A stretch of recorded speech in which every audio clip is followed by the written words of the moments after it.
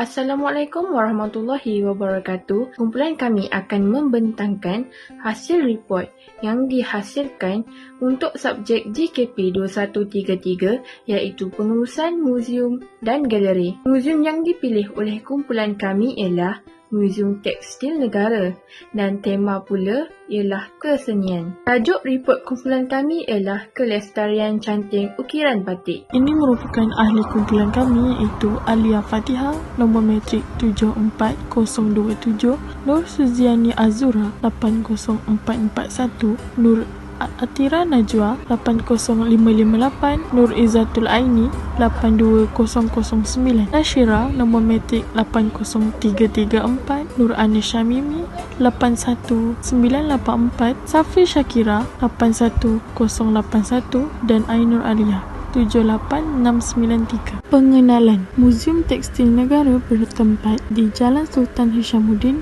iaitu di Kuala Lumpur. Seni bina bangunan ini berkonsepkan Mughal Islam di mana mempunyai jalur merah dan putih kerana rekaan daripada batu-batuan merah dan putih yang diselang-selikan dengan plaster. Bangunan Muzium Tekstil Negara menjadi bangunan bersejarah yang telah diwatakan pada tahun 1987 melalui Warta Kerajaan, Perintah Monumen Lama dan tapak tanah bersejarah Akta Benda Purba 1987 dan telah dijadikan Muzium Tekstil Negara pada orang ramai pada Januari 2010. Muzium ini mempunyai 5 galeri tekstil yang mempunyai perbezaan dan koleksi mereka tersendiri. Galeri yang pertama ialah Galeri Pohon Budi, galeri yang kedua Galeri Pelangi, yang ketiga Galeri Teluk Berantai, yang keempat Galeri Ratnasari dan yang kelima Galeri Saindra. Kesemua ini mempunyai pelbagai koleksi tekstil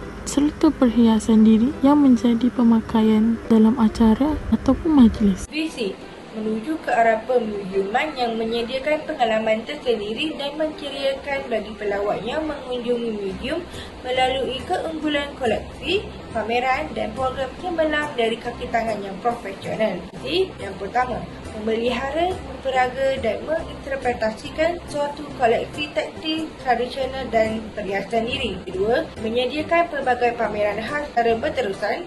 Tiga, menjadi destinasi utama pelancong. Objektif, menyelidik, mengekal, mendokumentasikan dan mempamerkan koleksi warisan tekstil negara bagi memupuk kesedaran dan kefahaman tentang nilai, etika dan estetika dalam penghasilan, penggunaan, pemakaian, kebudayaan dan pengembangan tekstil. 2.0 Batik antara seni tekstil Melayu yang berkualiti tinggi kerana terselah daripada coraknya malah cara pembuatannya. Batik merupakan salah satu kraf yang berjaya dalam pasaran antarabangsa. Istilah batik berasal daripada perkataan Greek iaitu melukis secara titik-titik. 2.0 Kurator. Kurator merupakan seseorang penterjemah, pengurus acara, pengacara di mana mereka mengurus sebuah pameran secara langsung kepada pengunjung. Matlamatnya adalah untuk menyampaikan maklumat kepada orang luar berkaitan sebuah pameran atau acara yang dijalankan. Kurator menjadi sebagai pengantar yang dalam mengawal acara sebuah pameran. Objektif yang pertama adalah untuk memartabatkan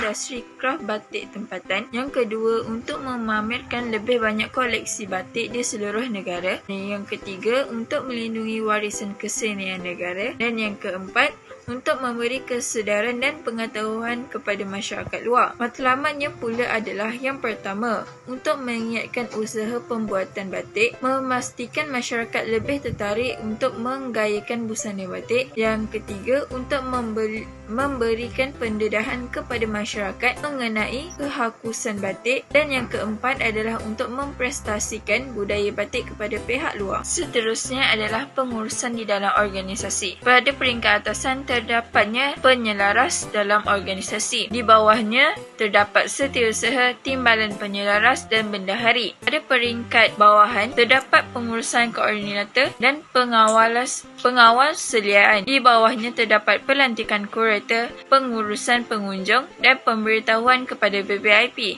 Yang kedua, pengurusan penyediaan tempat. Di bawahnya terdapat pemilihan tempat dan masa pameran. Seterusnya yang ketiga, pengurusan grafik dan multimedia. Di bawahnya terdapat pembuatan media dan penyediaan poster. Yang terakhir, yang keempat, pengurusan kebajikan. Di bawahnya terdapat jamuan, keselamatan dan pembersihan. Struktur perancangan pameran. Struktur perancangan ini boleh dilaksanakan dengan menentukan idea dan tema keseluruhan pameran yang bakal dilaksanakan. Dengan ini, kehalusan dan ketelitian dalam proses menghasilkan motif yang pelbagai jelas akan menggambarkan ketinggian pengetahuan dan kemahiran yang dimiliki. Seterusnya, pembentukan organisasi dibentuk untuk bertujuan menentukan ruang dan masa pameran. Dalam hal ini, rekaan pelan projek dilaksanakan bagi mengetahui perkara yang akan jangka berlaku dan akan memastikan projek berjalan dengan lancar. Bukan itu sahaja, dalam perancangan pameran hendaklah melakukan penyelidikan terhadap tekstil yang ingin dikumpul sebagai pameran yang akan berlangsung. Hal ini untuk membuktikan ianya mempunyai kandungan seni yang berkualiti dan akan memberikan inspirasi dan mencetuskan minat kalangan orang awam dan pihak luar. Yang seterusnya adalah berkaitan dengan bajet kewangan. Bajet kewangan hendaklah ditentukan setelah melakukan penyelidikan yang berkaitan dengan koleksi seni yang bakal berlangsung. Contohnya, permohonan bajet boleh diajukan kepada pihak kerajaan, agensi bukan kerajaan atau syarikat korporat dan lain-lain. Struktur perancangan pameran yang terakhir adalah dengan meletakkan tarikh-tarikh penting pada setiap fasa dalam catagan. Catagan merupakan medium yang berguna untuk mengetahui pelaksanaan setiap tugas dalam organisasi. Seterusnya, segmen dalam pameran. Pameran menjadi satu cara komunikasi kepada pengunjung yang bertujuan menyampaikan maklumat, idea yang berkaitan dengan koleksi material manusia dan persekitarannya dengan bantuan kaedah visual dan teknik yang menarik. Persembahan yang baik dapat menarik perhatian pengunjung untuk hadir ke pameran. Antara 3 segmen. Segmen yang pertama,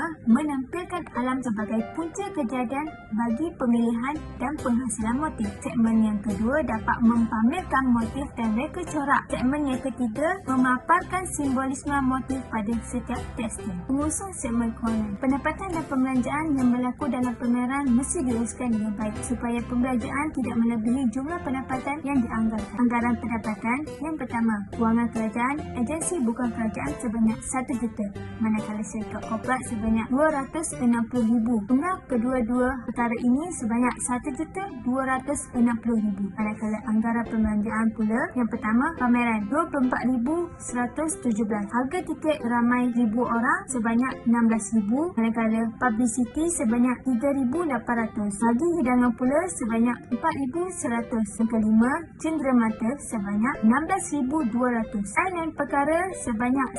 1,195,783. Jumlah keseluruhan bagi anggaran pembelanjaan sebanyak 1,260,000. Ini adalah kepentingan dan manfaat pameran kepada stakeholder. Stakeholder adalah merupakan orang yang berkepentingan, iaitu pihak individu ataupun kelompok yang mempunyai kepentingan dalam sebuah organisasi. Dan mereka juga berperanan dalam mencapai tujuan organisasi itu sebagai pemegang saham, pengurus ataupun pihak luar. Kelebihan dalam menjalankan sesebuah pameran ini dari segi pertama adalah tujuan komersial. Pameran tersebut dapat memberikan keuntungan dan diberikan secara sama rata melalui hasil penggiat seni. Yang kedua, dapat mengumpulkan maklumat dan melalui berkaitan sebarang pengetahuan yang setiap pengunjung ingin tahuinya adalah dapat pelajari dan mengetahuinya secara lebih mendalam. Yang ketiga adalah manfaat sosial. Dari segi manfaat sosial, kita dapat melihat contohnya hasil penjualan tiket dapat memberikan bilangan modal di mana organisasi itu dapat menyumbangkan ratusan kecil kepada pihak-pihak yang memerlukan. Dengan ini, pihak luar juga dapat mengetahui berkaitan sesebuah pameran secara tidak lama. Manfaat kepada stakeholder juga dalam segi bidang pendidikan. Pengunjung juga dapat dikategorikan sebagai stakeholder luaran, memperolehi kepentingan mereka sendiri, malah membawa keuntungan kepada pameran. Kelima adalah sebagai tujuan penghargaan. Kelebihan dalam mengadakan sesebuah pameran dapat memberi pengiktirafan pada penggiat-penggiat seni yang di luar yang berusaha menyampaikan mesej dari hasil karya yang dibuat.